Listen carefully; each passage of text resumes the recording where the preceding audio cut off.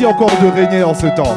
Que Dieu vous bénisse. Adorons encore le Seigneur des Seigneurs et disons Seigneur, tu es le maître du ciel et de la terre.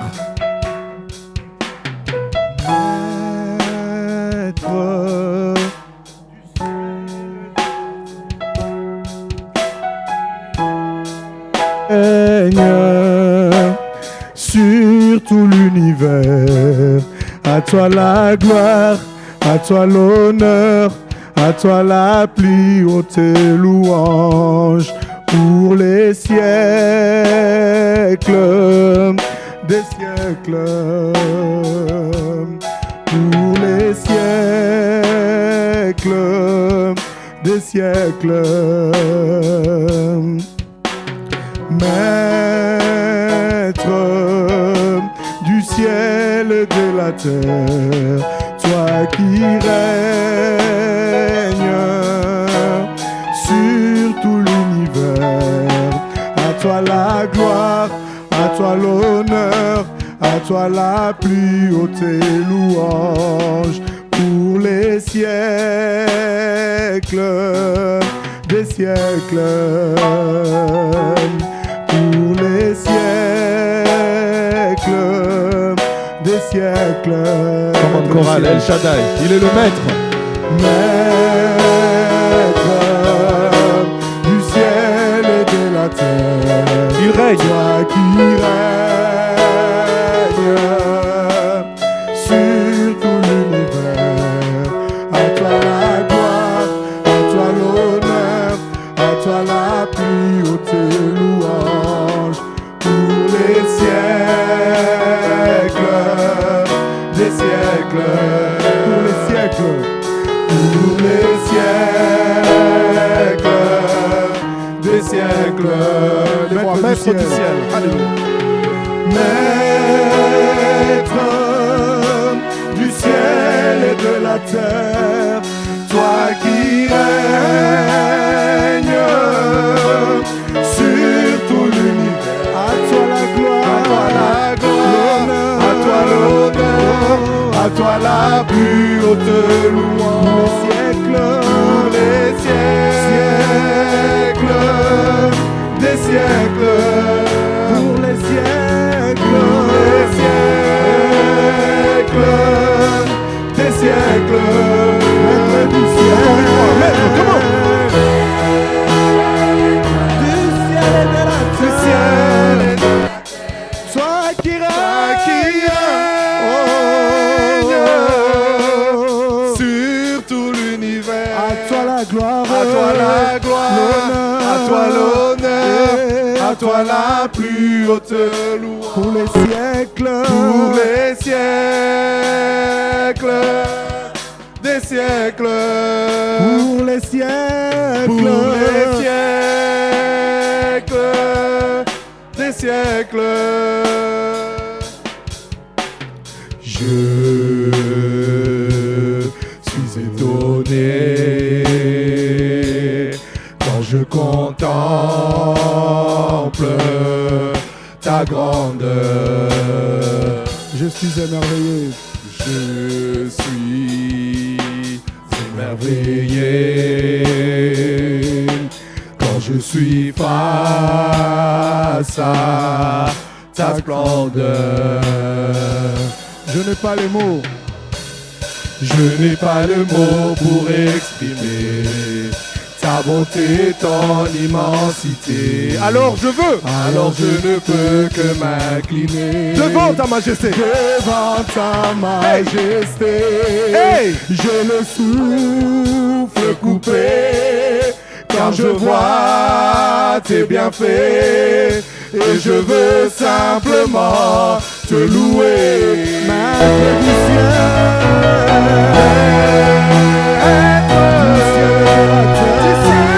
et de la terre, toi qui règnes sur tout l'univers. À toi la gloire, à toi l'honneur, à toi la plus haute louange pour les siècles des siècles, pour les siècles, pour les siècles, des siècles. Maître du ciel, Comment? du ciel et de la terre, Ciel et de la terre, toi qui règnes règnes, sur tout l'univers. à toi la gloire, À toi la gloire, à toi l'honneur, à toi la plus haute pour louange. les siècles, Pour les siècles, des siècles, pour les siècles, pour les siècles, des siècles, Maître du ciel, Maître du ciel et de la terre, du ciel et de la terre, toi qui règnes sur tout l'univers. à toi la gloire, À toi la gloire, à toi l'honneur, à toi la plus haute louange. pour les siècles, Pour les siècles, des siècles, pour les siècles, pour les siècles. On acclame ensemble, on y va. Des siècles, Maître du ciel, Maître du ciel et de la terre, du ciel et de la terre. toi qui règnes oh, sur tout l'univers. à toi la gloire, À toi la gloire, à toi l'honneur, à toi la plus haute louange. pour les siècles, Pour les siècles, des siècles, pour les siècles, pour les siècles, des siècles. pour les siècles, Des siècles, pour les siècles, des siècles. est-ce que nous pouvons acclamer le Maître du ciel et de la terre? Toi qui règnes, Seigneur. À toi la gloire, Seigneur. Il est digne d'être acclamé. Il est digne d'être acclamé. Le Seigneur des Seigneurs. Le Maître du ciel et de la terre. Toi qui règnes, Seigneur. Sur tout l'univers, Seigneur. Nous voulons t'adorer, Père éternel. Qui est comparable à toi, Seigneur Jésus? Qui est semblable à toi, ô Dieu Tout-Puissant? El Shaddai, c'est toi. El Shaddai, c'est toi. Jehovah Jireh, c'est toi. Elohim, c'est toi. Nous croyons que tu es le Tout-Puissant. Nous voulons adorer le Seigneur des Seigneurs. Nous voulons adorer le Roi des Rois. Celui qui appelle à l'existence des choses qui n'existent pas. Tu es le premier et le dernier, Seigneur. Qui est comparable à toi, Seigneur? Sois adoré, Seigneur Jésus. Hey! Nous t'adorons, Seigneur. Nous t'adorons, Seigneur Jésus. Alléluia. Que l'on adore le Seigneur notre Dieu. Et qu'on lui rend la louange. Et c'est celui, il créa la terre. Et mon frère réalise cela. Il étendit les cieux. Alléluia. Et sa gloire se révèle là-haut dans les cieux. Sa grandeur. Aidez-moi, chorale, aidez-moi, se manifeste, comment? Partout sur la terre.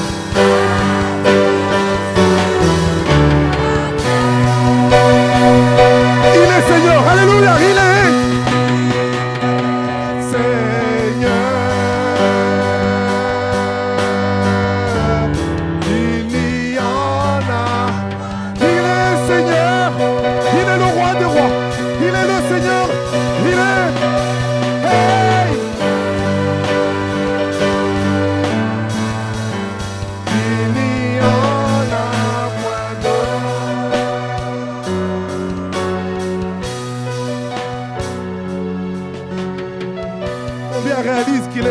Seigneur des Seigneurs dans sa vie?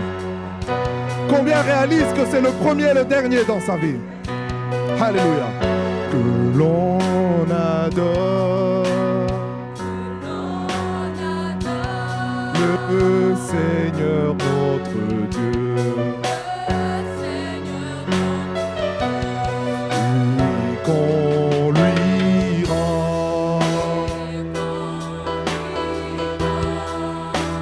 sa louange. Écoutez cela, hey! Il créa la terre, et Shaddai qui le fait. Il étendit les cieux,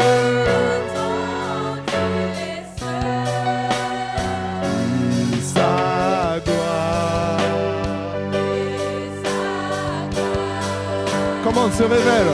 Se révèle là-haut dans les cieux.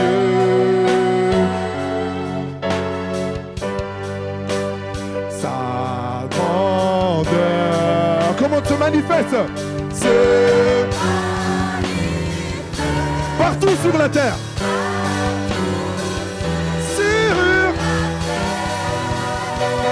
Il est le Seigneur. Hey! Hey, hey, hey. Il n'y en a. Encore une fois, il est le Seigneur des Seigneurs. Réalise qu'il est le Seigneur dans ta vie. Il est Seigneur. Hey! Il est l'alpha et l'oméga. Il est le premier et le dernier. Il est l'alpha. Il est.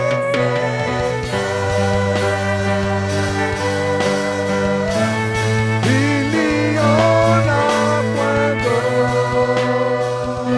Élève le Seigneur des Seigneurs. Dis qu'il est le Seigneur des Seigneurs. Il est le roi des rois. Il y a peut-être certaines personnes qui ont essayé de t'enterrer. Peut-être certains médecins ont dit que ce n'était plus possible. Mais avec Dieu, c'est possible. Avec Dieu, c'est possible. Parce qu'il est le Seigneur des Seigneurs. Là où les hommes ont vu que ce n'était pas possible, avec Dieu, c'est possible. Avec Dieu, c'est possible. Avec Dieu, c'est possible. Avec Dieu, c'est possible. Parce que tu es Seigneur. Parce que tu es Seigneur. Parce que tu es Seigneur. Oh, sois glorifié, Seigneur. Oh, sois élevé, Seigneur Jésus. Seigneur, sois béni. Toi qui es le Dieu incomparable. Qui est comparable à toi, Seigneur? Sois béni, Seigneur Jésus. Oh, sois béni, Seigneur. Alléluia. Oh, sois béni.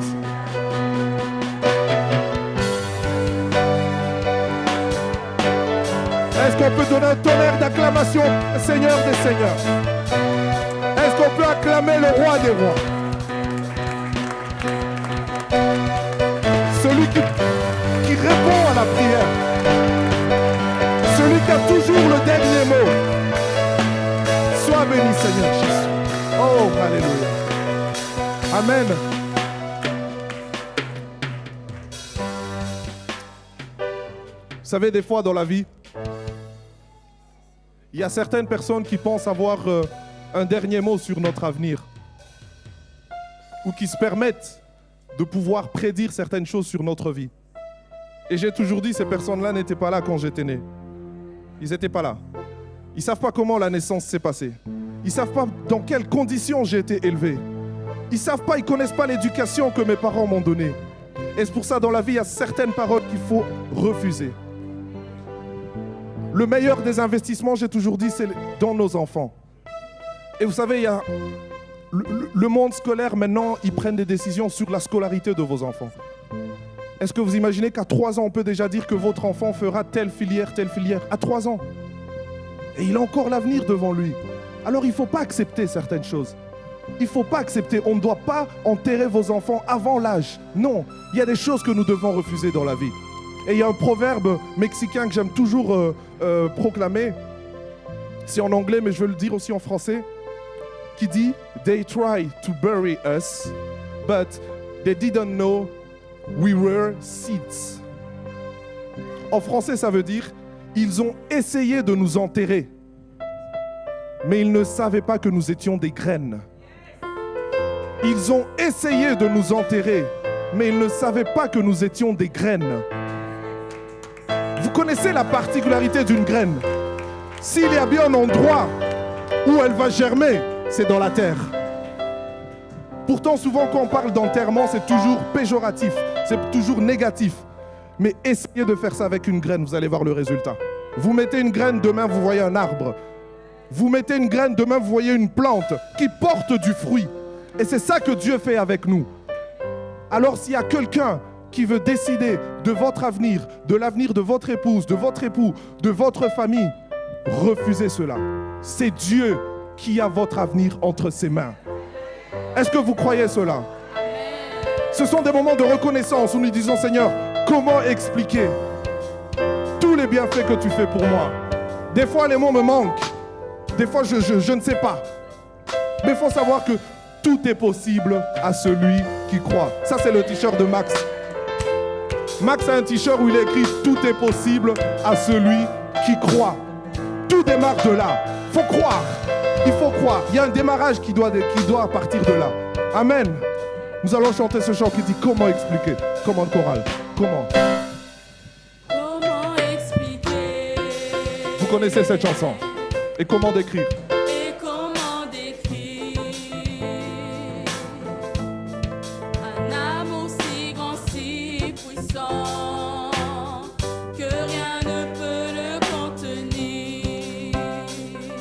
Tu sais, mes espoirs. Seigneur, Seigneur, tu sais mes craintes. Mes mots sont bien trop petits pour dire tout l'amour que j'ai pour toi. encore une fois, comment expliquer? Comment expliquer? Et comment décrire? Et comment décrire Il vous a tant aimé un amour si grand, si puissant que rien. ne peut le contenir? Alléluia, tu sais. Tu sais mes espoirs. Il connaît tes craintes. Seigneur, tu sais mes craintes. Mes mots, Mes mots sont bien trop petits pour dire tout l'amour. que j'ai pour toi. Alors Seigneur, je t'en supplie, entends mon cœur. Alors entends mon cœur, mon esprit qui te loue. Entends ce chant d'amour, Seigneur. Entends le chant d'amour d'un enfant racheté. Je prendrai mes peines Pour te dire, Seigneur, te dire quel Dieu merveilleux tu es. Je ne pourrai pas te dire combien je t'aime. Alors entends mon cœur. encore une fois, le proclamant, entends mon cœur, Seigneur. Entends mon cœur. Alors entends mon cœur. Que ce chant soit une prière pour toi. Mon esprit qui te loue. Entends le chant d'amour d'un enfant racheté. Je prendrai. Je prendrai mes peines pour te dire quel Dieu merveilleux tu es. Je ne pourrai pas te dire combien je t'aime. Alors entends mon cœur. Je ne pourrai pas. Je ne pourrai pas te dire combien je t'aime. Alors entends mon cœur. Non, nous ne pourrons pas. Nous ne pourrons pas. Nous ne pourrons pas te dire tout notre amour. Alors entends mon cœur. Est-ce qu'on peut acclamer le Seigneur des Seigneurs, le Roi des Rois. Nous allons passer par un moment de louange et proclamer que Dieu est là. Ce chant qui dit « Chantons car Dieu est là », qui réalise que Dieu est présent en ces lieux. Amen. Qui réalise que Dieu est présent en ces lieux. Il est Emmanuel, il est parmi nous. Nous chantons car Dieu est là. Dieu est présent au milieu de nous. Alors ceux qui viennent d'arriver, saluez votre voisin et dites-lui, Dieu est là. Alléluia, sister.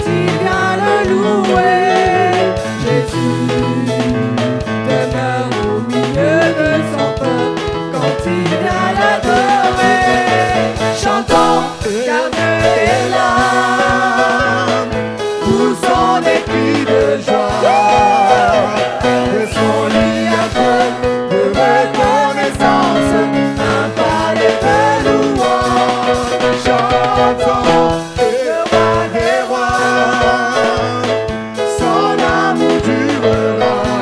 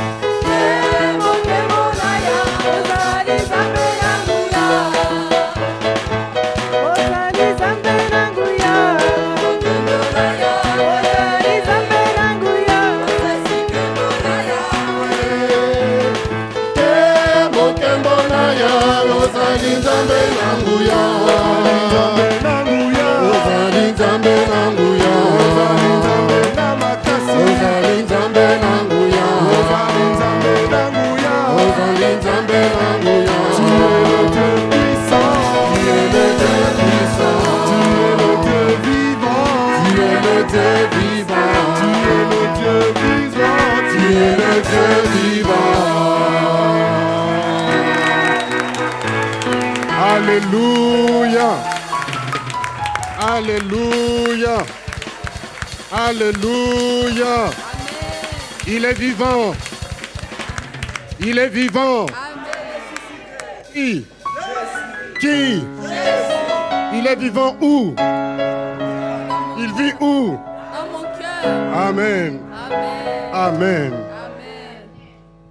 Bon, je sais qu'en ce moment, je ne me fais pas beaucoup d'amis. Je viens d'arrêter un bon moment de louange, d'adoration, mais il y a mieux qui arrive. Parce que ce que nous rendons à notre Dieu, ce que nous venons donner à notre Dieu, sachons-le, avec tous les efforts du monde, ne sera jamais rien comparé à ce que lui nous donne. Et ce que lui nous donne, c'est sa parole. Et nous savons que toutes choses passeront, mais sa parole, elle, demeure éternellement. Alors nous allons dire merci à notre Dieu pour le moment de la parole. Nous allons dire merci à Dieu pour le canal qui s'est choisi. Aujourd'hui, la parole va nous être apportée par notre frère Kofi, que Dieu s'est choisi aujourd'hui pour nous parler de sa part. Alors soyons attentifs. Nous prions pour le réveil, ce qui veut dire que nous devons rester attentifs. Nous devons ouvrir nos oreilles de l'esprit, ouvrir nos yeux spirituels pour voir là où Dieu veut nous emmener, pour entendre et comprendre ce qu'il nous dit. Alors ne dormons pas, soyons attentifs, parce que c'est bénéfique pour nous et parce que ce monde a besoin de nous. Ce Luxembourg a besoin de nous. Regarde ton voisin et dis-lui, Luxembourg a besoin de toi. Luxembourg a besoin de vous. Giovanni, Luxembourg a besoin de toi.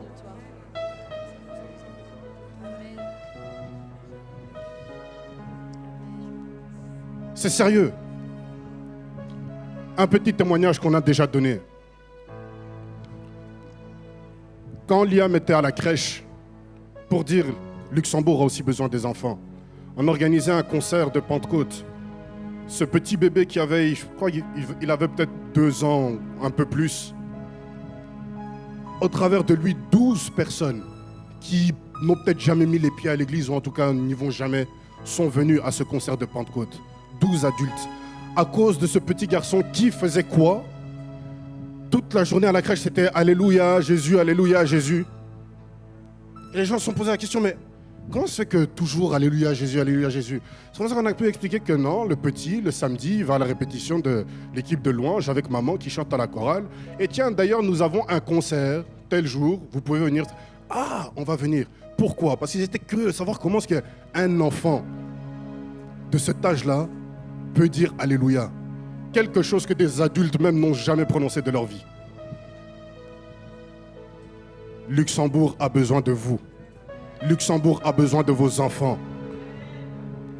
Vos enfants sont précieux aux yeux de Dieu. D'ailleurs, si vous avez des enfants qui sont présents ici, qui sont en âge d'aller à l'école du dimanche, envoyez-les vite. Parce que là-bas, c'est l'endroit où on leur donne la nourriture qui est adaptée pour eux. Vous voyez, un enfant commence d'abord par prendre le lait maternel. On ne lui donne pas tout de suite l'eau. Et puis, on évolue au fur et à mesure, nous faisons la même chose ici avec nos enfants. Il y a des choses qu'ils ne peuvent pas encore comprendre ici avec les mots que nous utilisons. Mais là-bas, de l'autre côté, ce n'est pas un endroit pour que nous puissions suivre tranquillement la parole, non. Il faut le voir autrement. C'est un endroit où nous voulons être sûrs qu'ils reçoivent la parole de Dieu. Nous voulons être sûrs qu'eux aussi reçoivent leur part. Et que d'ailleurs, que Dieu bénisse nos moniteurs. Parce que c'est un sacrifice qu'ils font eux aussi pour l'éducation de nos enfants. Seigneur, nous voulons te dire merci. Nous voulons te dire merci pour le serviteur que tu t'es choisi cet après-midi. Merci pour notre frère Kofi. Merci pour la parole que tu as placée dans son cœur. Merci, ô Dieu, pour sa disponibilité, qu'il soit béni. Seigneur, nous prions que maintenant, qu'il s'efface et que toi, tu prennes la place. Jésus, que tu mettes toi-même les mots dans sa bouche. Saint-Esprit, remplis-le. Oins-le, Saint-Esprit, d'une onction fraîche. Qu'il donne tout ce qu'il doit donner. Qu'il ne retienne rien. Et que sa parole transforme les cœurs. Que ta parole, ô Dieu, transforme les cœurs. Transforme les vies. Que ceux qui sont venus découragés repartent encouragés. Que ceux qui sont venus tristes, opprimés, repartent fortifiés. Que celui qui est venu avec des questionnements confus reparte avec la clarté. Que celui qui est venu emprisonné reparte délivré.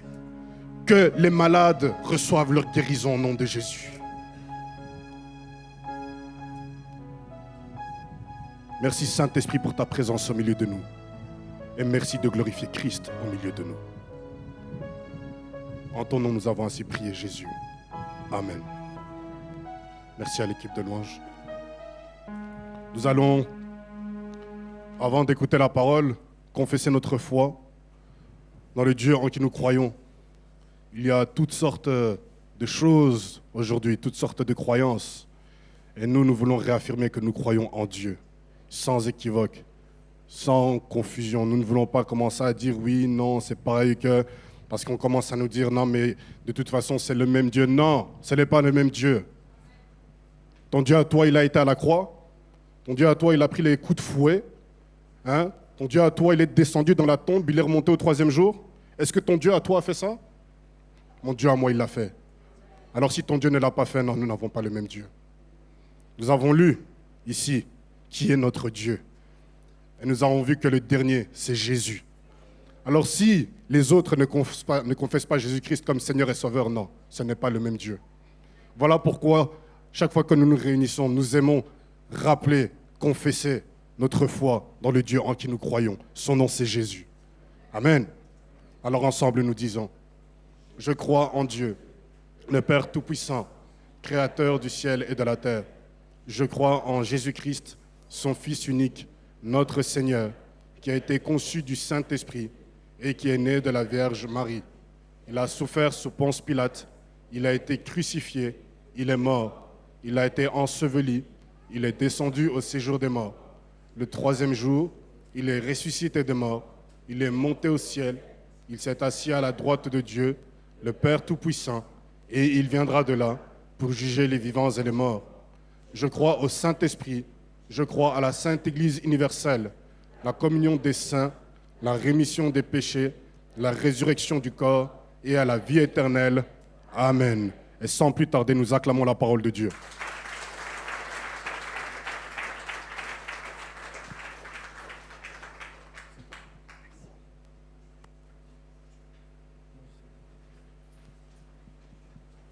Alléluia. Soyez les bienvenus dans la maison de l'Éternel, la maison du trésor. Comme David le dit, je suis dans la joie quand on me dit « Allons à la maison du trésor ». Et je me plais à être dans sa maison parce que je sais que dans la maison du trésor, j'ai le réconfort, j'ai l'assistance, j'ai la protection, j'ai tout. Amen. Nous bénissons le Seigneur pour ce jour merveilleux qu'il nous donne parce que, comme la Bible le déclare, la parole de Dieu instruit, elle corrige, elle éduque, elle enseigne. C'est pourquoi notre marche chrétienne avec Dieu doit nous amener à être transformés de gloire en gloire. Si pendant combien d'années nous suivons le Seigneur et qu'il n'y a pas de changement, c'est qu'il y a un problème. La parole de Dieu doit être en mesure de nous changer. Amen. Et donc, le sujet que nous allons partager, c'est en fait un sujet que j'avais déjà commencé en son temps. C'est dans le livre de Ézéchiel 1, de 10 à 12. Un sujet qui est capital. C'est un sujet que beaucoup de prédicateurs en ont parlé et continuent encore d'être prêchés parce que Dieu veut que, à la fin de notre parcours, qu'il n'y ait pas d'excuses. Amen. Et donc c'est pourquoi vous voyez que très souvent les prédications sont répétées. Peut-être que certains sont fatigués, ils souhaiteraient entendre des choses qui viennent de la lune. Mais le Dieu que nous servons est un Dieu très bon. C'est pourquoi il nous a donné seulement la Bible. Donc nous avons les 66 livres. Ça veut dire que si nous sommes assidus, nous allons finir avec l'aide du Saint-Esprit à comprendre et à marcher selon sa parole. Donc, il fait répéter les messages, les prédications, pour que chacun de nous puisse vraiment se ressaisir quand il tombe, puisse comprendre, puisse se corriger, puisse demander pardon, afin qu'il n'y ait point d'excuses. Parce que quand on va arriver là-bas, tu ne vas pas dire « Non, moi je ne savais pas, moi je n'ai pas entendu ». Non, les messages sont répétés. Ce que je suis en train de dire n'est pas nouveau, ça a été déjà prêché par plusieurs pasteurs, mais Dieu nous amène comme canal, comme des messagers pour que son peuple soit averti. Et donc, dans le livre d'Ézéchiel 1, de 10 à 12, parle des 4 faces qui se trouvent devant le trône de Dieu. Nous pouvons le lire. Quant à la figure de leur face, ils avaient tous une face d'homme, tous 4 une face de lion à droite, tous 4 une face de bœuf à gauche, et tous 4 une face d'aigle.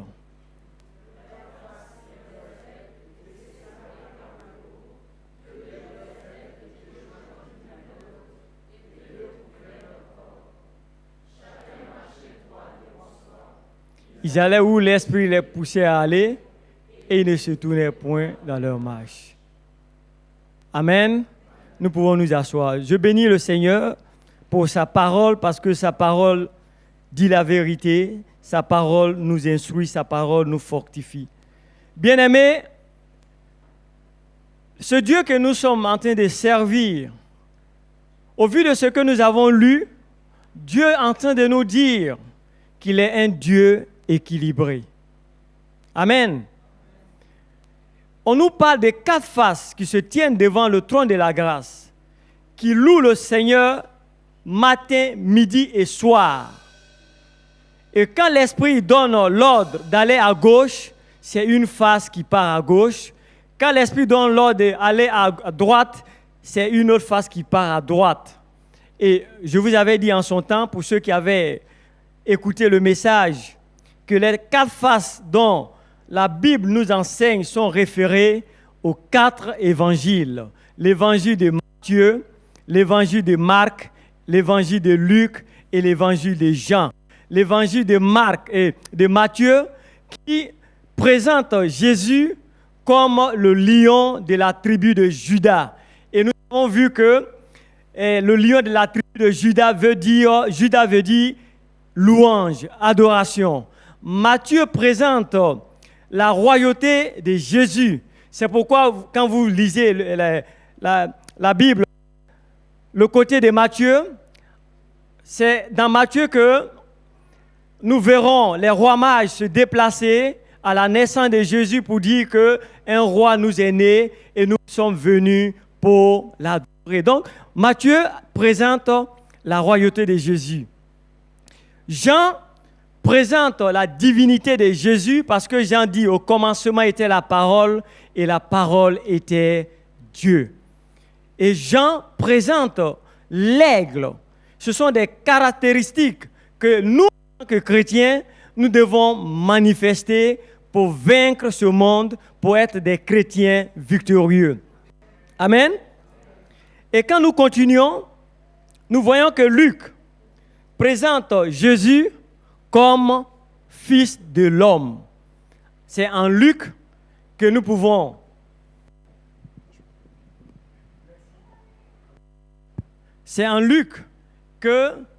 voir le visage de Jésus comme le fils de l'homme, parce que Luc va présenter Jésus lors de son dernier jour dans le jardin de Gethsémani, que pendant qu'il était en train de prier, que ce moment où il était en train de passer, on a dit que la sueur était devenue comme du sang. Donc Luc présente Jésus comme humain. Jésus ressent les émotions que l'humain ressent. Marc présente le visage de Jésus comme serviteur. Marc parle du bœuf. Et nous savons que le bœuf est destiné aux travaux champêtres, aux sacrifices. Amen. Donc Jésus, pour triompher, a présenté ces 4 visages. Ça veut dire que si nous sommes imitateurs de Christ, nous aussi, nous devons présenter ces 4 visages pour pouvoir vaincre ce monde. Amen. Vous voyez aujourd'hui dans le monde, nous préférons être imitateurs des choses vaines. Nous souhaitons que nos enfants puissent devenir comme les Messi pour avoir beaucoup d'argent. Nous souhaitons que nos enfants puissent danser comme Michael Jackson. Nous souhaitons que nos enfants puissent imiter tout ce que, je dirais, la télévision nous présente. Mais imiter Jésus-Christ, il y a peu qui le font. Et donc Paul dit, soyez mes imitateurs, comme moi j'ai été imitateur de Christ. Bien-aimés, si nous sommes imitateurs de Christ, nous allons triompher de ce monde. Amen. Et donc, dans mes messages précédents, j'avais déjà présenté les 3 visages. Pour faire un rappel rapide, nous avons dit que quand nous avons le caractère du lion, le lion marche avec assurance et nous devons aussi marcher avec assurance parce que le Dieu qui est en nous, c'est un Dieu d'espérance. Il est avec nous et il a dit de ne pas avoir la crainte. Amen. Donc, les lions marchent de façon majestueuse avec assurance. Nous avons vu aussi que les lions marchaient, je dirais, ensemble. Il y a une forme de réseau. Aujourd'hui, quand vous voyez tout ce qui se passe dans le monde, nous parlons de la mondialisation. Les gens se mettent ensemble pour avoir du succès, pour avoir des exploits. Les gens se mettent ensemble parce qu'ils veulent incrémenter, comme on appelle, leur avoir. Ils veulent atteindre des buts. Parce que seuls, nous n'arriverons nulle part. Amen. Et aujourd'hui, vous voyez, chrétiens que nous sommes tellement divisés qu'on n'arrive pas à atteindre le but. Dieu nous appelle parce que ces êtres que nous avons cités ont des caractéristiques que nous, en tant qu'humains, nous devons avoir si nous voulons avoir du succès. Donc, les lions, ils sont ensemble, c'est une affaire de réseau. Aujourd'hui, tout fonctionne par réseau. Si vous ne faites pas partie d'un tel réseau, vous êtes coupé hors. Et ce sera difficile pour vous. Et donc, ça, c'était les caractéristiques du lion. On a vu que le lion aussi est un animal très courageux. Vous imaginez comment les lions s'y prennent pour abattre l'éléphant. Or, l'éléphant, c'est du costaud.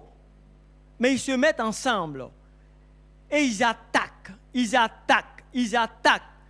jusqu'à ce qu'ils font crouler l'éléphant. Pour dire que nous devons, en tant que chrétiens, avoir le courage de ne jamais baisser les bras et de pouvoir aller toujours de l'avant. Amen. Et puis, nous avons vu aussi l'aspect du bœuf, le serviteur. Le bœuf est destiné aux travaux champêtres. Jésus a dit, je suis venu non pas pour être servi, mais pour servir. Et donc, si Christ est notre modèle, nous devons apprendre à nous servir les uns et les autres. Le moi doit disparaître. Amen. Je suis venu non pas pour être servi, mais pour servir. Amen. Et le visage de l'aigle que Jean présente, Jean parle de la divinité de Jésus. Jean dit que l'aigle vit dans les hauteurs. Et depuis le temps des temps, les enfants de l'aigle ne boivent pas le lait comme les autres animaux, mais les enfants de l'aigle boivent le sang. Et ça, nous pouvons le lire dans le livre de Job 39, si on peut le projeter. Job 39, 33. Voilà ce que dit. Ces petits boivent le sang, et là où sont des cadavres, l'aigle se trouve. Peut-être que ce matin, si vous avez appris à lire votre Bible, peut-être ce passage, ce verset vous a échappé, mais parmi les animaux, c'est seulement les petits de l'aigle qui ont comme lait le sang. Qu'est-ce que je veux dire par là? Je veux dire que le sang, c'est une forme d'alliance. Nous avons été rachetés par Jésus-Christ. Son sang qui a coulé a fait de nous encore ses enfants. Et dans cette nouvelle alliance que nous avons eue, nous avons compris que Jésus a pris tout ce qui était mauvais en nous et il nous a donné tout ce qui était bon. Amen. Parce que quand nous nous marions, c'est comme une alliance que nous faisons. Nous nous sommes mariés à Christ et dans cette alliance, nous savons que en nous, il n'y a rien de bon. Il n'y a rien de bon, sinon que l'hypocrisie, la méchanceté des hommes. Mais quand nous sommes mariés, quand nous sommes connectés à Christ, tout ce qui était mauvais en nous, Christ a pris et il nous a donné tout ce qui était bon. Il a pris ma faiblesse pour me donner sa force. Il a pris ma pauvreté pour me donner sa richesse. Il a pris ma malédiction et il m'a donné sa bénédiction. Est-ce qu'il n'y a pas lieu vraiment de l'acclamer?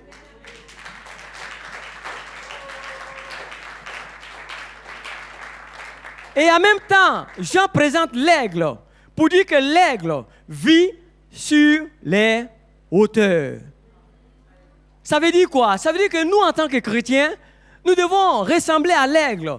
Nous devons vivre sur les hauteurs et ne pas rentrer dans des considérations qui empêchent le peuple de Dieu d'avancer.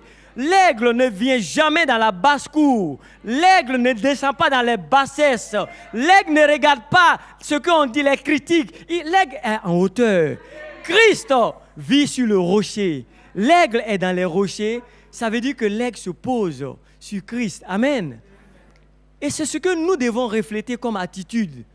Trop de bassesse dans nos églises. On est tout en train d'écouter. Oui, celui-là a dit ça. Celui-là m'a fait ça. Mais regarde devant. Sois en hauteur. Mets-toi en hauteur. Ne considère pas ça. Regarde ce qui est devant toi qui est plus important. Le but, l'objectif que nous voulons atteindre. Nous voulons arriver à Christ. Nous voulons faire comme Christ. Amen. Et donc, ce sont ces trois éléments. Aujourd'hui, nous allons voir la quatrième figure. La quatrième figure qui est très importante, et je crois que pour ceux qui étaient là, le vendredi, Maman Déborah a touché cet aspect. Donc, nous avons 4 visages qui se tiennent devant le trône de la grâce. Et nous voyons que les 3 sont des animaux.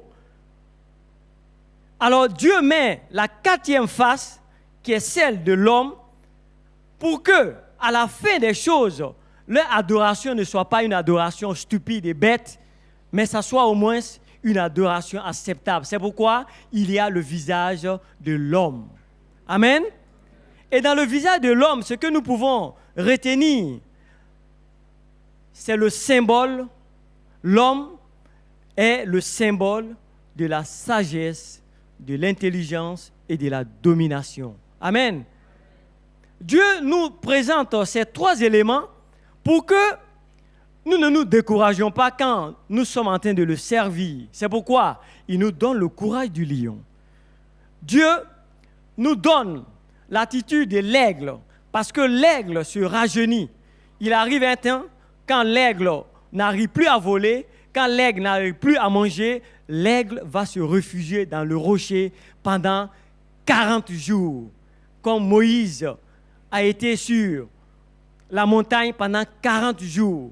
Jésus a jeûné et il était dans le désert pendant 40 jours.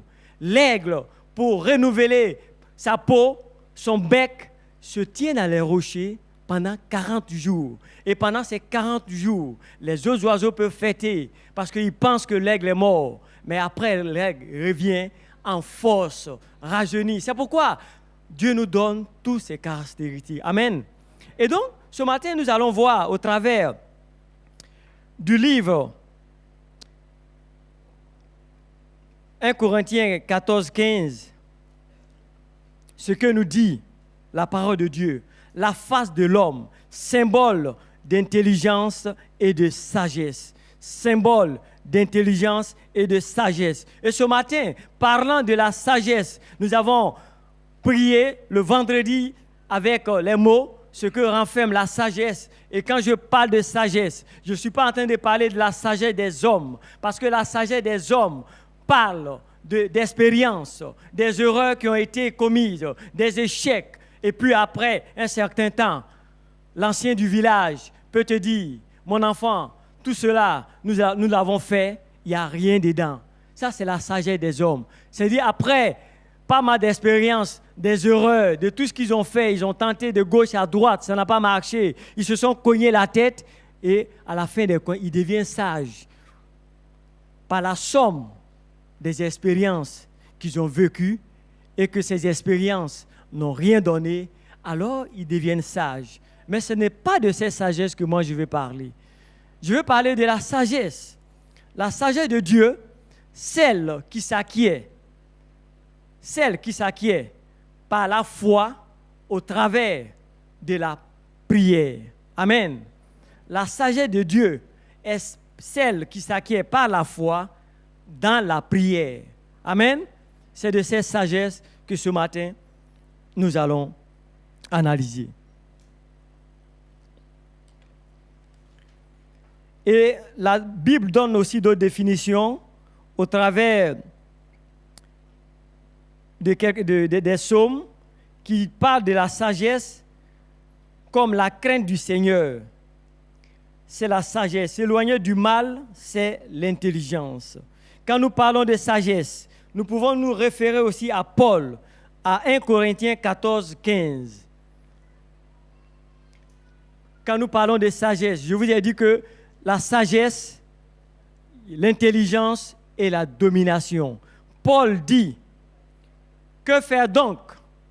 Je prierai par l'esprit, je prierai aussi avec intelligence. Je chanterai par l'esprit, je chanterai aussi avec l'intelligence. Amen. Et donc nous savons que la sagesse de Dieu, elle s'acquiert par la foi, à travers la prière.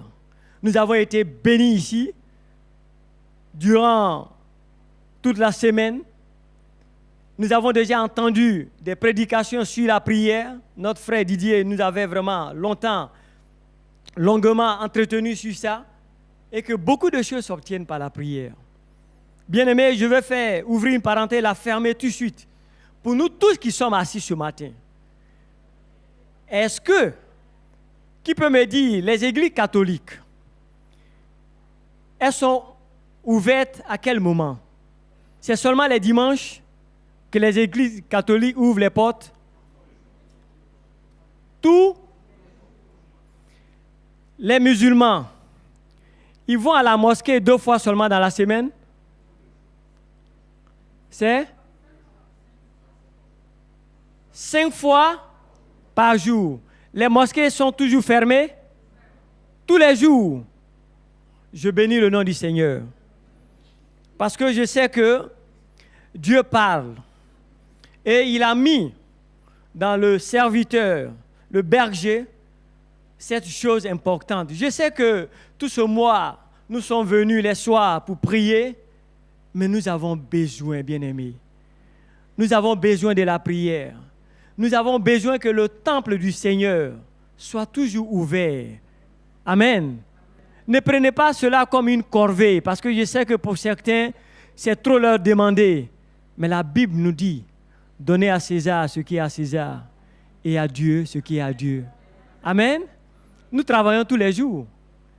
Et nous voulons seulement venir dimanche, prier Dieu et recevoir tout le même dimanche.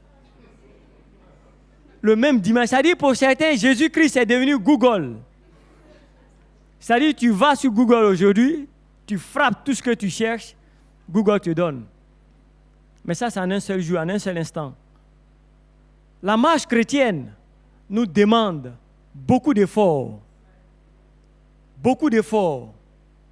C'est un long processus qui ne s'arrête pas, mais qui continue. Mais nous, évangéliques de 2016, non, nous voulons prier une seule fois, le dimanche, et puis tout le reste du temps, on dort. Pendant que nous sommes en train de dormir, vous savez ce que l'ennemi fait. Quand il connaît ton nom là, il convoque ton esprit pour pouvoir t'avoir. Parce que notre bataille, ce n'est pas dans la chair, comme la Bible dit. La bataille, ce n'est pas ce que vous voyez. C'est dans l'esprit. Les choses se passent. C'est pourquoi tout est déjà arrêté dans l'esprit.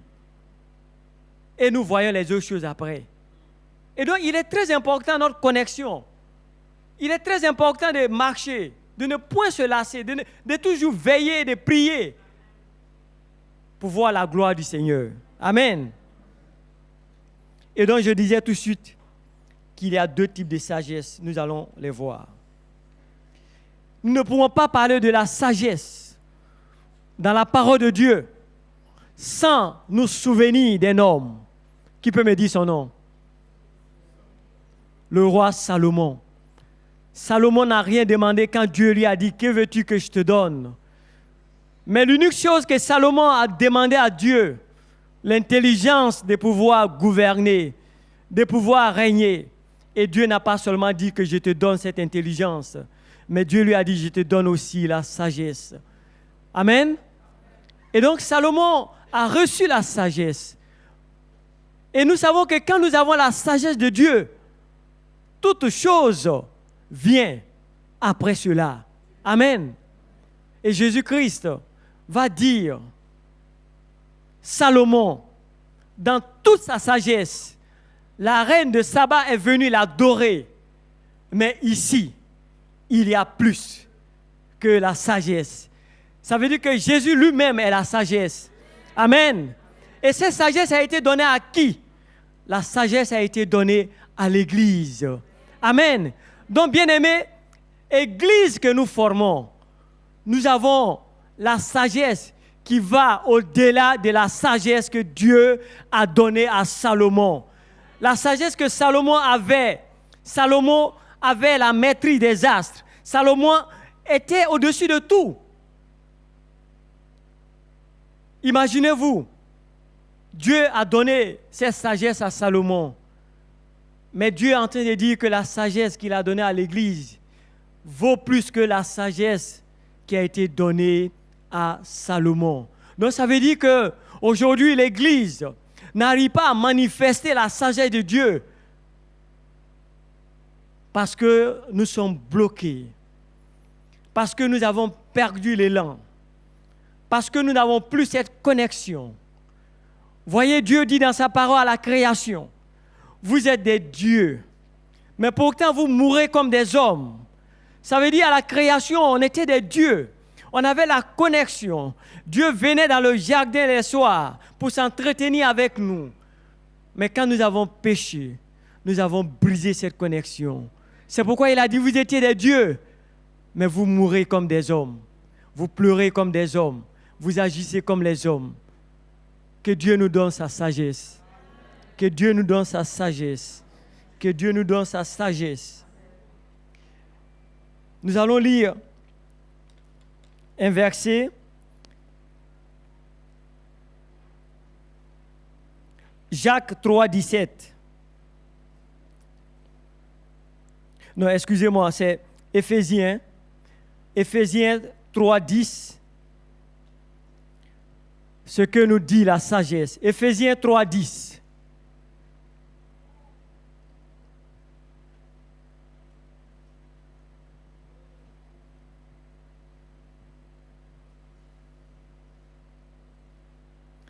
Alors nous lisons la parole du Seigneur. Est-ce qu'on peut se tenir debout parce que c'est là le point clé du message. Afin que les dominations et les autorités connaissent aujourd'hui par l'Église la sagesse infiniment variée de Dieu.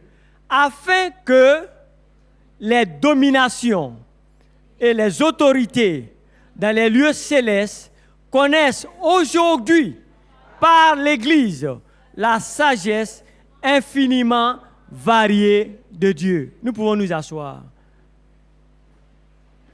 Ça veut dire quoi cela? Afin que les dominations et les autorités dans les lieux célestes connaissent aujourd'hui par qui? Par l'Église. Bien-aimés, ce que la parole nous enseigne ce matin, ça veut dire quoi? Que dans cette Église, l'Église c'est le corps du Christ. Et on nous parle de variété. De variété. Bien-aimés, je pense que en tant qu'enfant de Dieu, nous devons demander la sagesse. Dis à ton voisin, sois sage. Sois sage. Sois sage. Sois sage. Parce que nous ne le sommes pas. Parce que nous ne le sommes pas. Parce que nous ne le sommes pas. Nous sommes assis là ce matin. Nous disons être corps du Christ. Mais quand on va ouvrir nos cœurs, nous ne le sommes pas. Nous ne le sommes pas.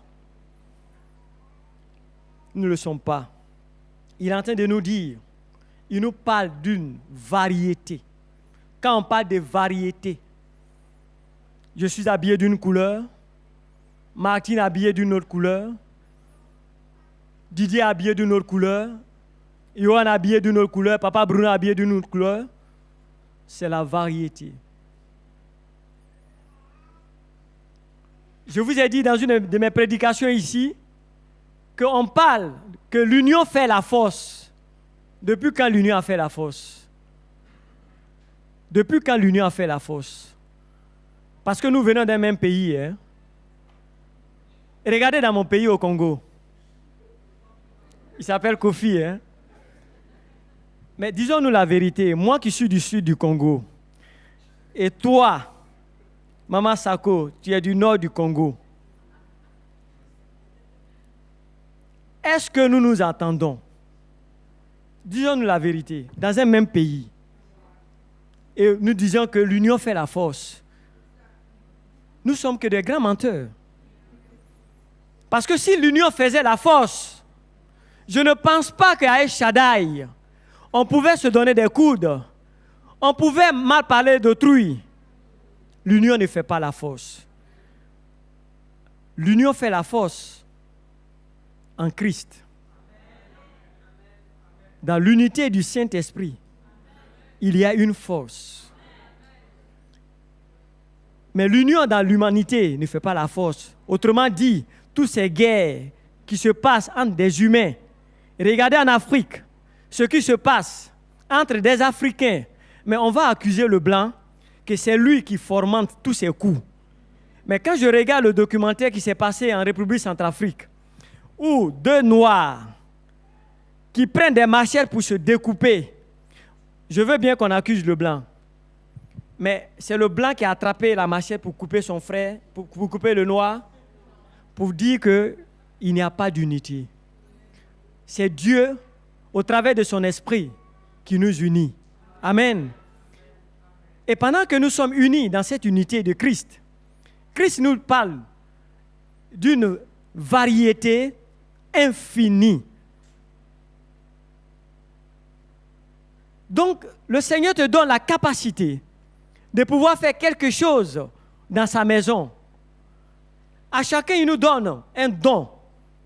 On n'a pas tous le même don. Pourquoi est-ce qu'on doit continuer à palabrer entre nous? Pourquoi est-ce qu'on doit continuer vraiment à tenir des propos, à se dénigrer pour seulement que arrêter l'œuvre de Dieu, pour freiner l'œuvre de Dieu, pour ralentir l'œuvre de Dieu. Bien-aimés, nous avons besoin de la sagesse. Nous avons besoin de la sagesse parce que sans la sagesse, nous allons passer à côté de l'objectif. Je vous ai dit que la parole de Dieu ne nous sauve pas. Ce n'est pas la lecture de la Bible qui va nous sauver. Parce que là-bas, certains auront ça et ils vont rentrer à l'enfer.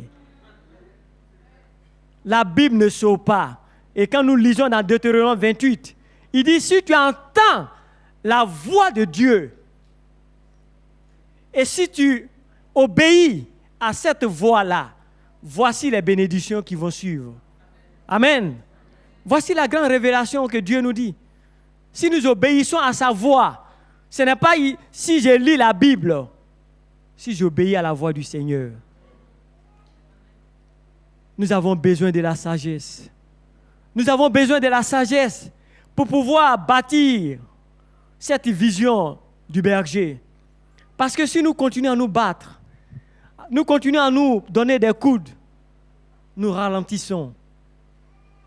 Mais Dieu lui-même l'a dit, que son Église sera toujours devant et les forces du mal ne pourront jamais prévaloir sur elle.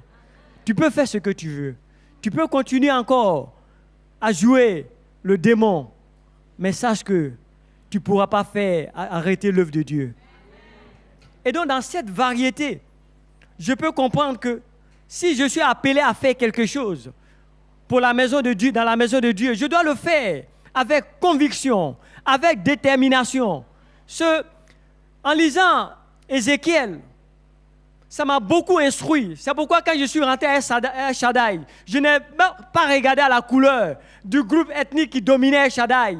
Je n'ai pas regardé cela. Parce qu'en Christ, je sais qu'il n'y a pas d'Ivoiriens, il n'y a pas de Congolais, il n'y a pas de Burkinabés, il n'y a pas d'Haïtiens, il n'y a pas de Français, mais tous pour le même esprit.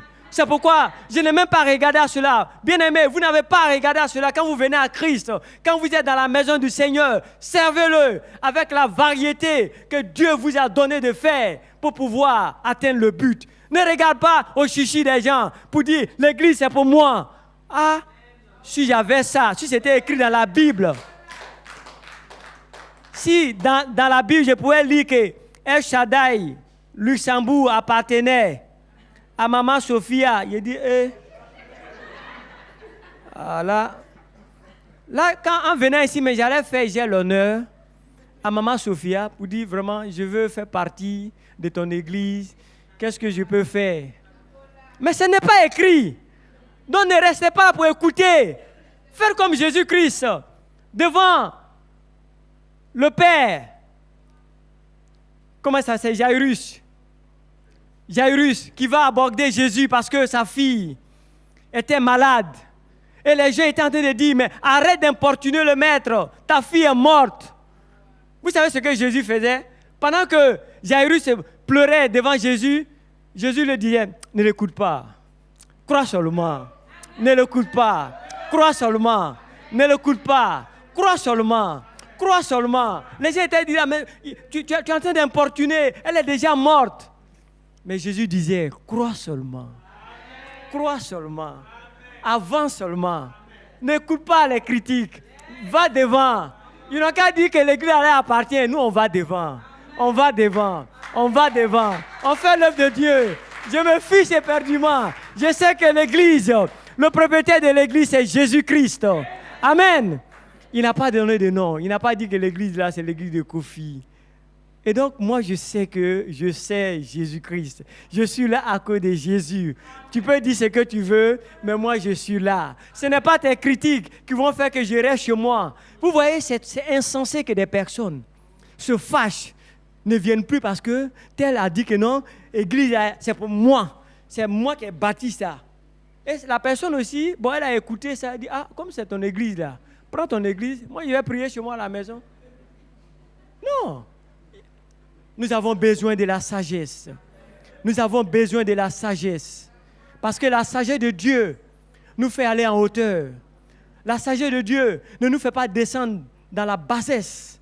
La sagesse de Dieu nous fait voir ce qui est devant.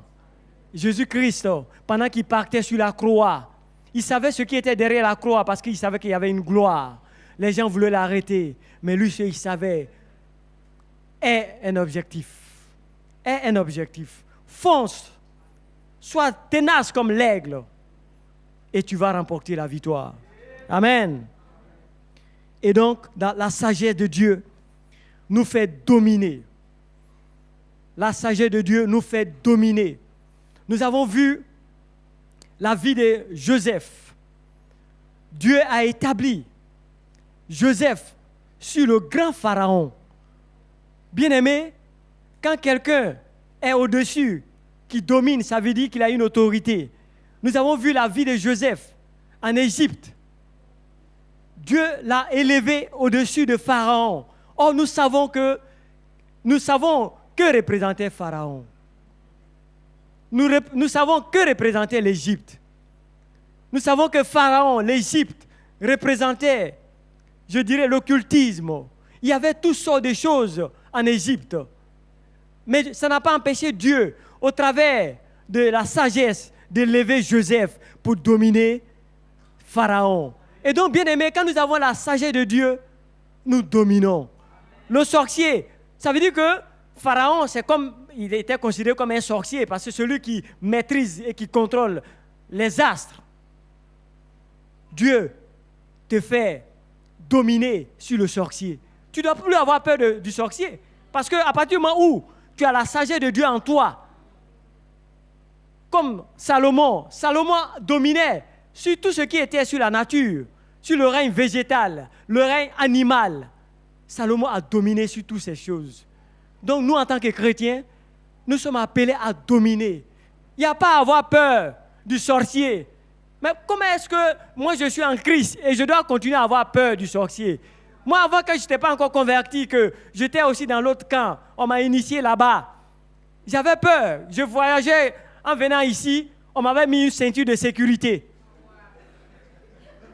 Oui. Mes parents m'avaient donné une ceinture de sécurité. J'ai dit, bon, là, quand tu te déshabilles, la ceinture est là. On nous avait donné des bagues. Quand on jouait au football, on avait, avant de partir dans nos maillots et autres, sur les chaussettes, on nous donnait des feuilles pour pouvoir mettre en bas, avant de mettre la paire de magres. On partait se laver avec des choses, on faisait des mises au vert. À 2h, 3h du matin, on nous disait non, c'est là qu'on prend l'âme de quelqu'un, donc il faut que vous soyez en éveil. Et on nous donnait des choses écrasées, caca de chat, ceci, cela. Mais vous voyez le camp de l'ennemi, des choses pour pouvoir dominer, pour pouvoir gagner. Qu'est-ce qu'il ne faut pas faire? Mais Dieu nous donne la sagesse. Dieu. Quand nous avons la sagesse de Dieu, toutes ces choses, nous les piétinons. Et quand j'ai été converti, j'ai retourné en Afrique sans rien dans la main, sans ceinture de sécurité. Ma ceinture de sécurité, c'était Jésus-Christ.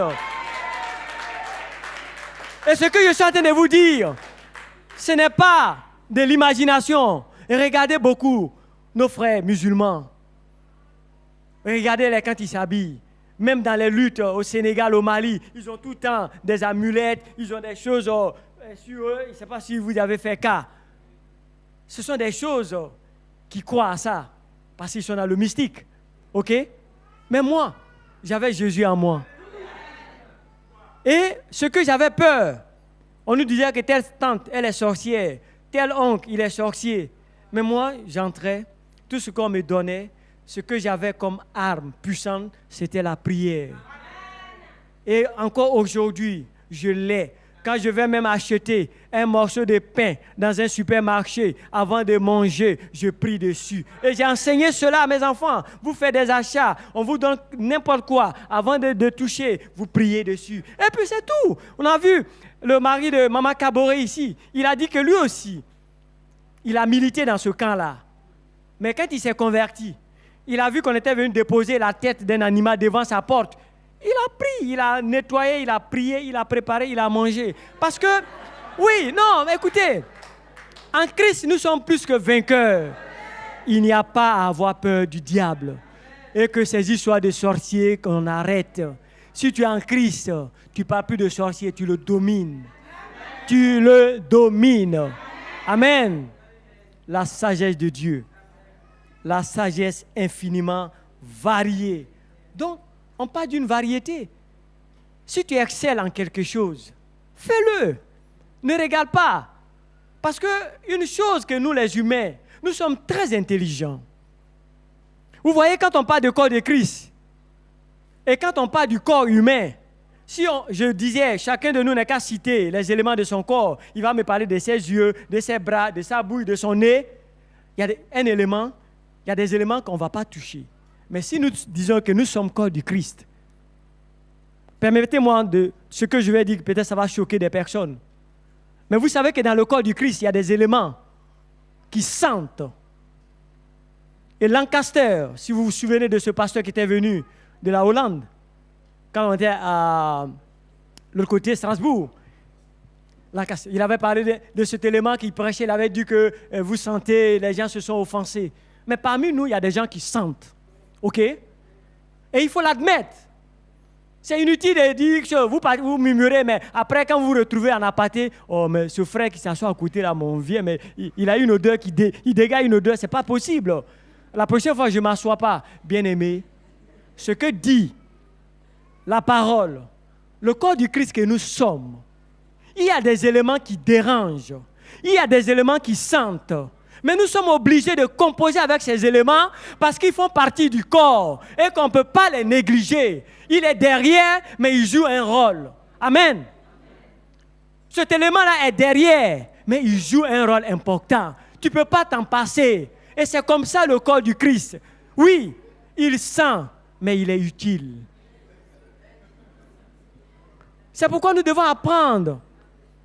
Nous devons apprendre à être unis.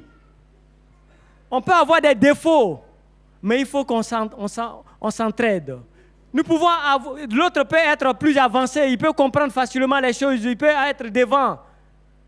Mais que ceux qui traînent, que nous puissions ensemble, dans le même esprit, les aider. On ne peut pas continuer à piétiner, oui, parce qu'il n'est pas rapide comme moi, il n'est pas vif comme moi, donc on le laisse là. Ton propre corps. Si cet élément qui est sur ton corps, pur, sang, tu n'es pas capable de le couper, le jeter, à combien plus forte raison le corps du Christ que Dieu t'a donné, qui est une beauté, qui est une richesse, parce que même s'il est insignifiant, il a un rôle qu'il ne faut jamais négliger. Il a un rôle qu'il ne faut jamais négliger.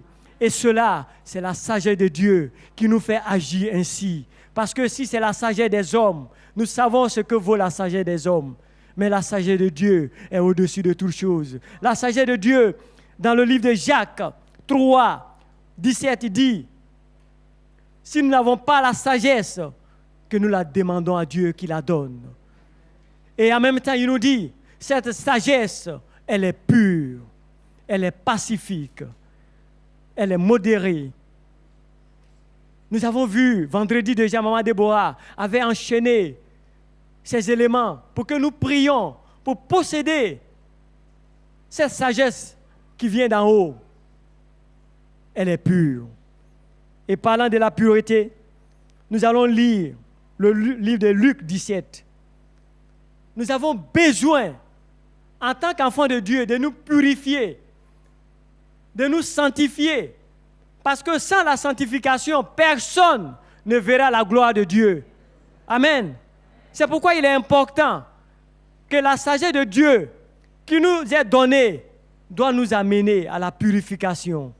Amen. Et nous allons voir un exemple pour question de temps. Le thème, il est vraiment long, mais nous allons prendre des éléments pour nous encourager. La sagesse de Dieu est pure.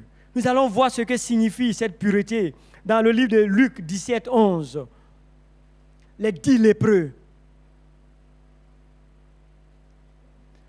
Jésus se rendant à Jérusalem passait entre la Samarie et la Galilée. Comme il entrait dans un village, 10 lépreux vinrent à sa rencontre. Se tenant à distance, ils élevaient la voix et dirent, « Jésus, Maître, aie pitié de nous. » Dès qu'il les eut vus, il leur dit, « Allez vous montrer au sacrificateur. » Et pendant qu'ils allaient, il arriva qu'il fut guéri. L'un d'eux, se voyant guéri, revint sur ses pas, glorifiant Dieu à haute voix. Continuons. Il tomba sur sa face aux pieds de Jésus et lui rendit grâce. C'était un Samaritain. Je vais m'arrêter là. Pour vous détailler un peu la pureté que Dieu demande que nous, en tant que ses enfants, nous puissions manifester. La Bible dit, 10 lépreux se sont présentés à Jésus parce qu'ils avaient les problèmes, comme aujourd'hui beaucoup ont des problèmes, et à cause de ces problèmes, ils courent pour venir à la présence du Seigneur pour que Dieu exauce. Jésus fait le miracle et parmi ces 10, un seulement retourne.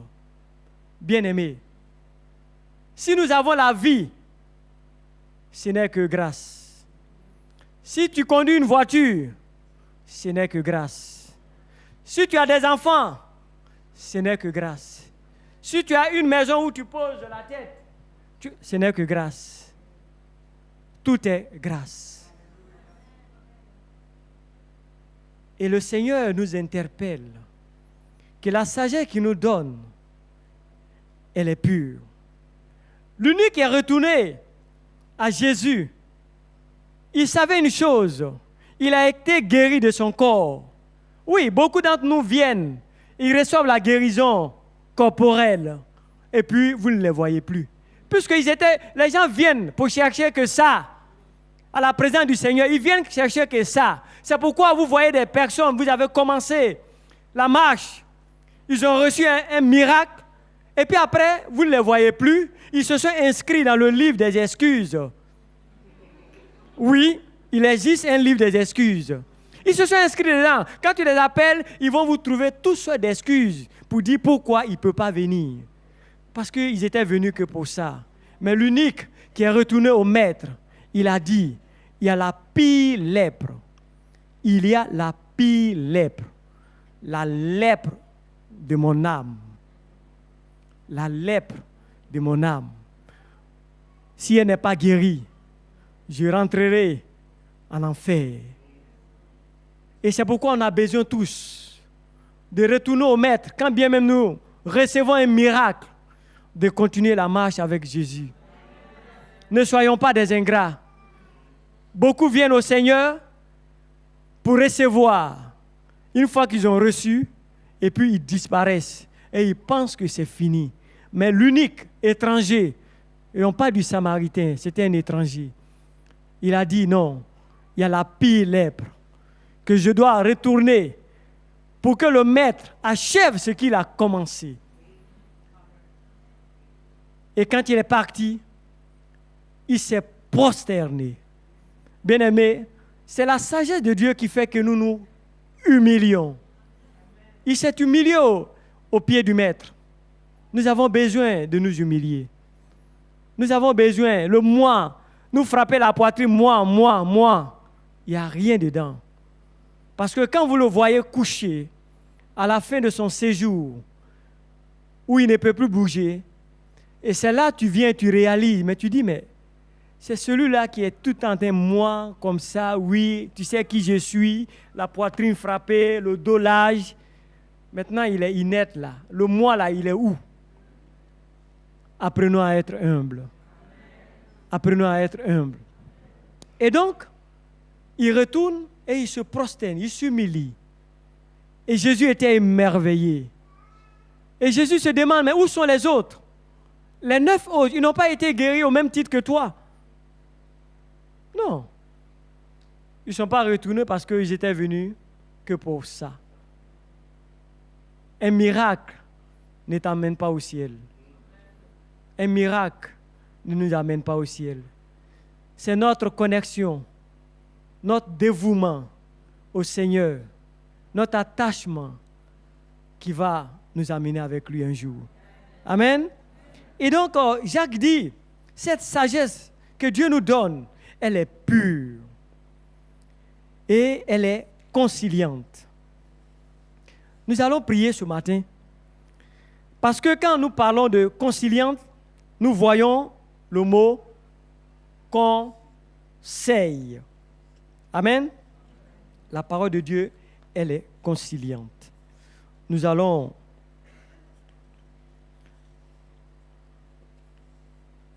voir cela. La sagesse de Dieu, elle est conciliante. Qui parle de conciliante, pas de conseil. Vous voyez pourquoi je dis nous allons prier? Parce qu'il y a des choses que nous devons nous repentir. Nous devons confesser. Nous devons demander pardon au Seigneur. Parce qu'à des moments donnés dans notre marche, nous n'avons pas été sages. Quand la parole de Dieu dit d'être conciliant, de donner de bons conseils, mais je sais qu'ici au Luxembourg, moi-même quand je suis arrivé, j'ai entendu, ici là-dessus, tu fais beaucoup d'enfants, tu vas gagner beaucoup d'argent. Parce que je ne sais pas, il y a une machine qui produit l'argent ici, il y a un système, on dit plus tu as l'argent et puis on te verse beaucoup de, je ne sais pas, allocation ou bien, je ne sais pas comment on appelle. Et aujourd'hui, des gens, on encourage des gens à s'accrocher à un système qu'on appelle RMG, rien ne me garantit. Et eux, ils disent que rien ne me garantit. Et, tu vois, vous voyez l'intelligence des hommes, ils disent c'est revenu minimum, quoi, garanti. Rien ne me garantit. Rien ne me garantit. Parce que si tu t'accroches à cela, quand tes forces vont s'épuiser, quand tu vas prendre de l'âge et que tu n'auras même pas cotisé, tu vas chercher à supplier ou bien invoquer des esprits pour que le cœur de ces responsables soit touché pour qu'on te verse une pension. Mais toi, Dieu t'a donné 2 bras, 2 pieds, pour que tu puisses travailler, pour que tu puisses refléter l'image du bœuf qui est serviteur, qui fait du sacrifice. Toi, tu as passé ton temps à dormir, à t'accrocher à ce système que rien ne me garantit. Maintenant, tu arrives à un certain âge et tu pries pour qu'on puisse te verser des choses, de l'argent. Mais est-ce que nous trouvons ça sage? Ce n'est pas sage. Et donc, il y a des gens, et je sais que parmi nous, parce que l'Esprit me l'a dit, il y a des gens qui ont donné aussi des conseils à leurs amis. Oui, il faut faire ça, on te pousse. Oui, si tu veux, il ne faut même pas travailler. Ici, là, on te donne. Tu dis que tu as comme ça, tu fais comme ça, tu vas gagner comme ça. Tu rentres ici. C'est-à-dire, ce sont des combines, quoi. On t'amène, et des chrétiens aussi qui donnent ces genres de conseils. Mais la parole de Dieu nous dit d'être conciliant, de donner de bons conseils. Un couple, un foyer, monsieur, madame, ils sont mariés, ils ont prêté serment, ils ont juré, ils ont des conflits. Toi, il y a des moments où ça ne va pas. Le conseil que tu vas donner, si est ta mère, il y en a plusieurs là. Laisse-la. Hein? Les femmes qui sont versées comme tomates, c'est toi tu vas pleurer pour une femme. Et voici des conseils. Il y a des gens qui le disent. Hein. Non, sans mentir. Il y a des conseils que même des chrétiens aussi vont encourager. Le foyer qui ne va pas, au lieu de chercher à dire non, vraiment, je vais prier, on va vous soutenir dans la prière, prends courage. Parce qu'en temps normal, moi quand j'étais en Italie, on m'appelait chef de village, parce que chez moi à la maison c'était comme un tribunal. Tous les jours, il y avait celui-là venait avec son problème. Mais quand j'ai été converti, j'ai appris sincèrement, surtout dans les problèmes de foyer, évitons de prendre parti. Parce qu'en temps normal, quand nous réfléchissons, alors 2 personnes, monsieur, madame, ont choisi de s'asseoir au bord d'un feu. OK? Le feu est en train de brûler. Et c'est moi qui suis à combien de kilomètres qui vais venir dire à mon frère Didier qui est marié, mais le feu est en train de te brûler, tu ne peux pas quitter à côté? Alléluia. Mais toi, tu es assis, c'est en train de te brûler, tu ne vois, c'est moi qui dois venir d'ailleurs pour te dire. Vous voyez? Donc, ils sont mariés. Ils ont choisi de jurer devant Dieu et devant les hommes. S'il y a un problème, moi, je ne peux pas aller leur dire non, séparez-vous. Non, je ne peux pas donner ce conseil parce qu'en tant qu'enfant de Dieu, nous sommes appelés à être sages. Ce qui sort de notre bouche, nous devons peser les mots, nous devons prier, nous devons aider. On ne peut pas encourager des gens qui font des bêtises, des amis qui se disent chrétiens, qui continuent encore de commettre l'adultère. Ça, on peut quand même se prononcer dessus, ok, aux yeux de Dieu. Mais la vie de foyer, c'est quelque chose de délicat.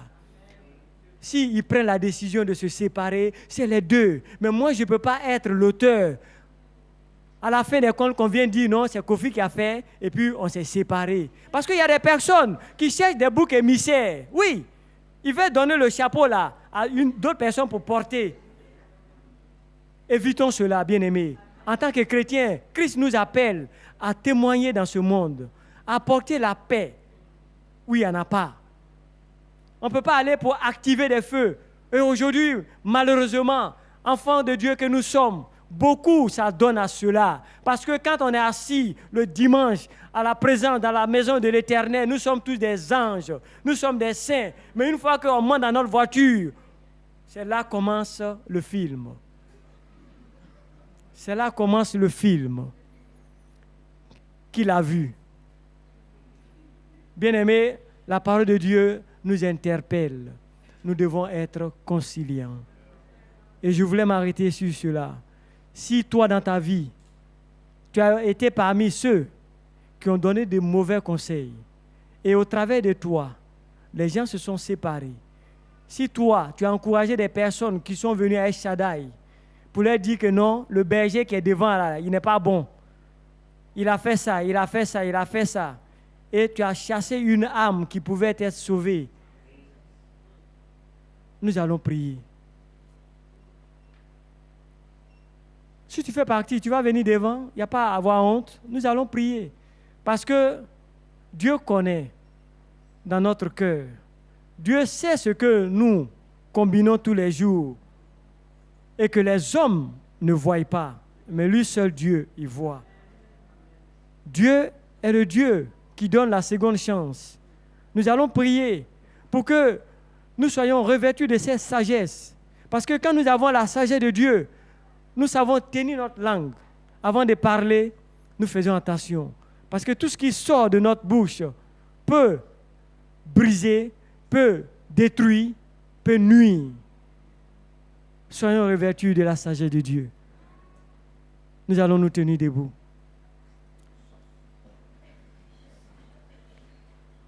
Nous allons continuer à prier. Ne vous lassez pas.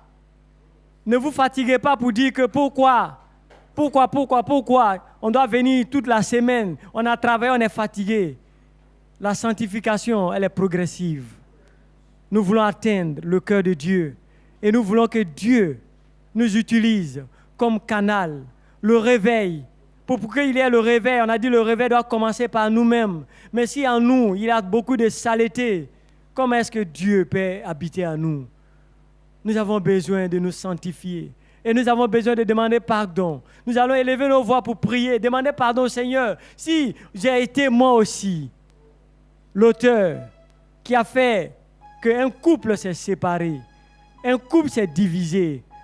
Si j'ai été auteur qu'une âme s'est échappée, une âme qui pouvait appartenir à Dieu s'est détournée à cause de mon témoignage, nous allons prier et demander pardon.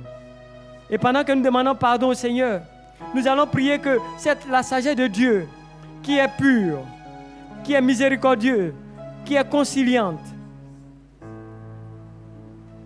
que cette sagesse nous remplisse, afin que ce que nous avons fait de façon erronée hier, oh, que Dieu ait pitié de nous et qu'il nous remplisse de sa sagesse. Élevons nos voix et prions. Alléluia. Oh Jésus. Oh Père Dieu de gloire. Seigneur, nous savons que de nous-mêmes, nous ne sommes pas capables. Seigneur, nous connaissons nos limites. Seigneur, nous savons que c'est toi qui crées en l'homme le vouloir et le faire. Seigneur, nous avons besoin de ta sagesse. Saint-Esprit de Dieu, ce matin, je prie que tu puisses laver nos cœurs impurs, nos cœurs de méchanceté, nos cœurs d'hypocrite, afin que tu puisses planter en nous ta paix, que tu puisses planter en nous ta miséricorde, que tu puisses mettre en nous ton humilité. Oh Seigneur, nous voulons refléter ton image.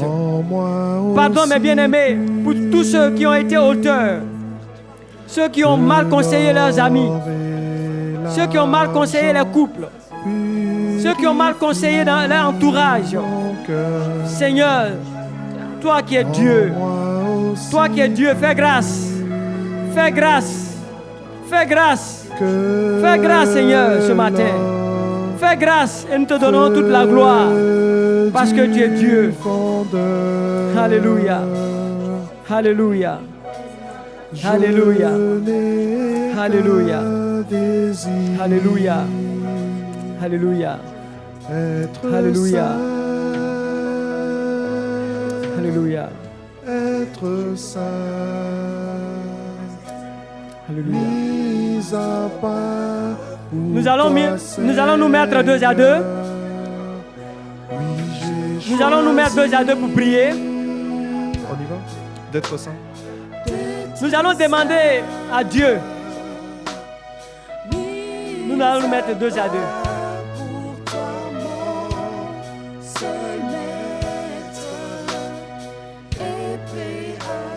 Et nous allons prier pour que Dieu nous remplisse de toute sa sagesse et que nous puissions fonctionner comme lui, Dieu, il le veut. Jacques dit, si nous manquons de sagesse, que nous la demandons afin qu'il nous la donne. Prions et demandons la sagesse de Dieu. Élève ta voix et demande la sagesse de Dieu pour ton frère, pour ta soeur. Alléluia. Seigneur, nous demandons plus de sagesse. Seigneur, nous demandons plus de sagesse pour te servir. Plus de sagesse, Seigneur, pour te suivre. Que du fondeur. Plus de sagesse pour faire ta volonté. Plus de sagesse pour faire tes œuvres. Plus de sagesse, Seigneur. Plus de sagesse, sagesse. Donne-nous ta sagesse, Seigneur. Oh, Dieu de gloire, donne-nous ta sagesse. La sagesse qui est pure. La sagesse qui est conciliante. Oh, plus de sagesse. Oh, plus de sagesse. Plus de sagesse. Oh, Seigneur. Alléluia. Alléluia. Alléluia. J'ai choisi. Alléluia. J'ai choisi. Alléluia. Alléluia. Alléluia. Alléluia. Merci Seigneur. Merci Seigneur.